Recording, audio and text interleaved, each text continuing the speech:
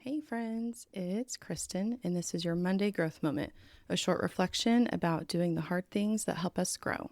Let's get into it. Today's moment is about dealing with disappointment. I know last week I promised this story about my 20-mile run in April. So that whole training cycle, it had been just frigidly cold. So cold, miserably cold. It was just horrible.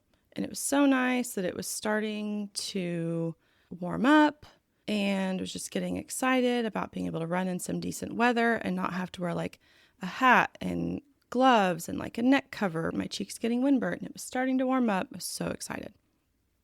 So show up to this run and it's drizzly. I got some random running rain jacket on Amazon that had great reviews. Those reviews lied to me. Spoiler alert. But I showed up and it was drizzly and I was just so like nervous and anxious for this 20-mile run. That was my longest run before I would taper to then run the actual marathon. So set out, and for this route, we ran pretty much 20 miles of the actual OKC Memorial Marathon route.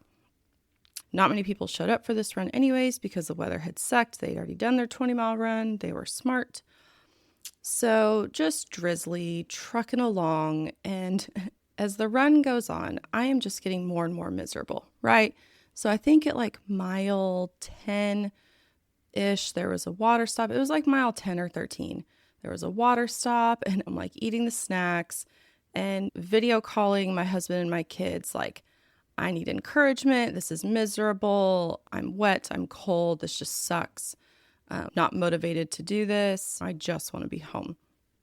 And I've learned I'm a fair weather runner. I'm grumpy when it's cold. I'm grumpy when it's hot. I'm happy when it's perfect weather. I live in Oklahoma. There's like one day a year where that happens. So I just keep pushing along and the rain slowly turns to snow. I kid you not. If you remember, in April of 2025, that morning that it snowed, do you remember that? Yeah, I was running in that. So it starts to snow and I'm just miserable, right? I'm so cold. None of my clothing is rated for this. I did not have like water resistant pants to run in. My jacket had like fully given up. I think I had a hat. The hat was wet. I mean, just utterly miserable. And I am coming down Classen, going under the I-44 bridge, and then I have to get on the sidewalks down Classen. I don't know if one side is better than the other. I picked the terrible side that like somebody needs to go redo those sidewalks. They're horrible. And I am just dodging massive puddles because I'm like, if my feet get wet, this is it. I'm so grumpy. I'm so tired. I can tell now I probably didn't take enough fuel and snacks with me. I am just miserable. It's snowing and then I try to dodge a puddle and I miss it, and both feet are immediately covered with water. And at that point on, my shoes are sloshing, okay? Sloshing with water. And I'm crying. I'm so surprised that somebody did not call in a welfare check on this girl running that's just like crying and looks miserable. And I was in so much pain. My shin splints are really bad. And like my shoes are just sloshing. And I'm just crying because there's no fast way back to my car. I can't cut this run short. This is a full circle route. So I have to be committed, right? So I'm making my way downtown and just miserable, just crying, trying to grit through it. I knew that there was the final water stop at like mile 18. And in my head, I'm like, if somebody is there, because there are people who will sit at the water stops, kind of monitor them. If there is somebody there, I'm going to ask them to just take me back to my car. I'm going to call it at mile 18. This is horrible.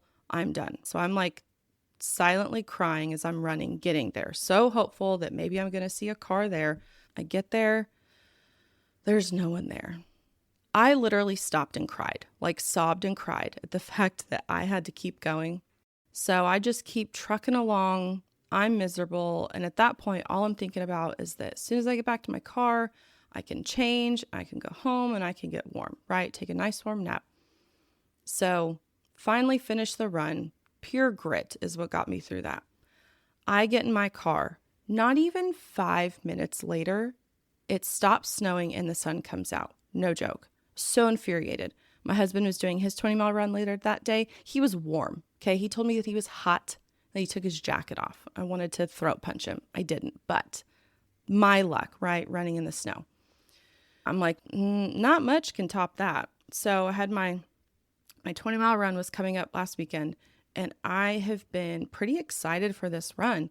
I have not had a lot of the aches and pains that I had last time, feeling a lot stronger. I'm keeping with pace really well. Like my 18-mile run just went way better than I thought it would for me being pretty unsupported and just running through Edmond. So the day comes and it's 2 laps around a lake to hit to 20. I'm so excited. I love running here. It's really pretty. Got everything set, got all my snacks, all this, and I'm just ready to go. And I had a headache that morning and kind of woke up late. It was just kind of slow, but whatever. That's me most mornings. And I set out, and the run just started to go really bad. My balance was starting to feel off. My muscles, my body, everything was just starting to feel off. And I'm like, this is weird. Usually the first couple miles, my body really has to settle into what we're running.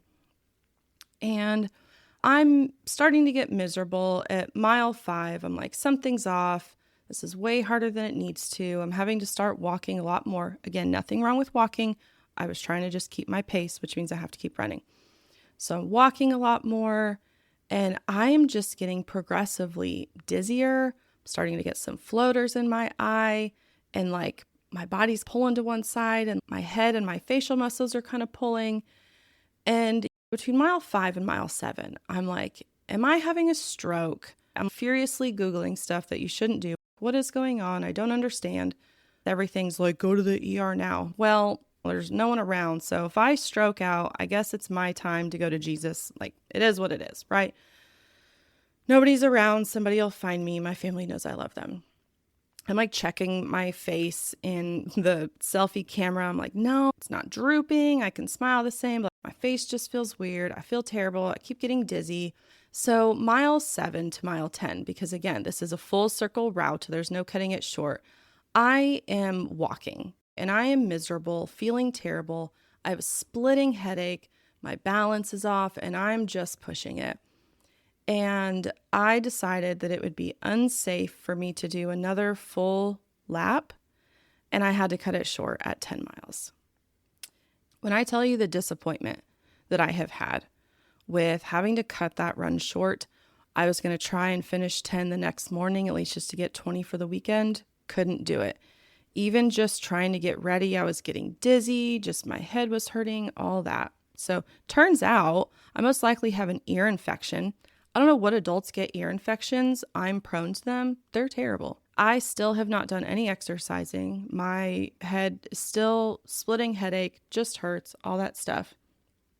And I have a lot of feelings about having to cut that run short and what that means for the rest of my training. And I have actually been avoiding getting into my feelings because I wanted to do it on here. So I have my handy dandy feelings wheel. Any client of mine is probably rolling their eyes because I've pulled this out for them so many times, but it's so helpful. I just have some basic one I found online. I'll link it to the episode because I think it's just good for everybody to know how they feel. So let's go through this and let's figure out Kristen's feelings about this. So I feel disappointed. I was just hoping that this run was going to be kind of like a redefining moment for me with how bad that first one was. Now I'm 0-2 because they both have sucked. I'm embarrassed because it just sucks to have to cut it short. Everyone on Strava, where everybody shares their running stuff, can tell I only did 10 miles. So I had to make sure I put that I was feeling terrible so people wouldn't think that I just gave up, because people are really paying that much attention, right? Let's see here. I'm nervous and worried about what this means for my race. And I'm just very, very disappointed because the time goal that I had for the marathon just feels like it is slipping away. I'm pretty confident that based on my 18-mile run that I will be able to complete this marathon. I'll get through it. Needed this run. I'm still debating if I'm going to try and hit 20 miles this upcoming weekend if I feel good enough. That only gives me one other weekend to taper down, so I probably won't. I think I still have 16 miles I'm supposed to run, so I'll try to do that if I can. But I feel a goal that I have slipping away. And really, really disappointed about that. I have had a lot of disappointment with my initial marathon time. It was way slower than I thought it would be. I think I was overestimating my ability, and the weather that day, of it being like 85 with basically 99% humidity and the sun was out, that slowed everyone down. But I was really hoping for something different for this marathon. And it's still coming, right? So there's a part of me that kind of wants to spiral about it. And I'm doing my best to, in my mind, anxiety can just hang out over there. And I'm trying to rely on the confidence that I have in my grit and determination, the hype that'll come, like just the adrenaline rush that comes from the crowd and being around runners and all of that. But I think I'm going to have to accept that this race is not going to be as fast as I was hoping. And that'll have to be okay, because I have to go back to the other goals that I have for myself. My time goal was kind of like the cherry on top, but the other goals are what I have to put my faith in and get my encouragement from. My most basic goal was just to do this marathon, to finish it, right? So I can say that I've run 2 marathons in 1 year, right? That I just want to finish the marathon. Really, that's it, was just to finish it. This marathon is going to be extra meaningful since my husband is not running. He and my 2 boys are going to be able to travel around the course and support me. And I am just so excited. It gets me choked up thinking about it. I'm just so excited that my boys get to see me do this. They get to see me go after something that has felt impossible a year ago. We've been talking about practicing, that I've been practicing for this, and that I'm putting in a lot of time practicing for something that's very important to me. And so those are what my hope is in right now, is that I just want to finish the marathon. I want my boys to see me do something really hard and accomplish it. And I'm still going to shoot for my time goal and do my pacing, and we'll just have to see what happens. It's okay to be disappointed. It's okay to be let down. I'm certainly acknowledging those feelings. I'm not pushing them away. I am anxious what this means for the future. Once again, I'm allowing those feelings to be here. I'm not forcing them away. I'm acknowledging the multiple feelings that I have inside, but I am choosing to focus on the confidence that I have in my abilities to finish.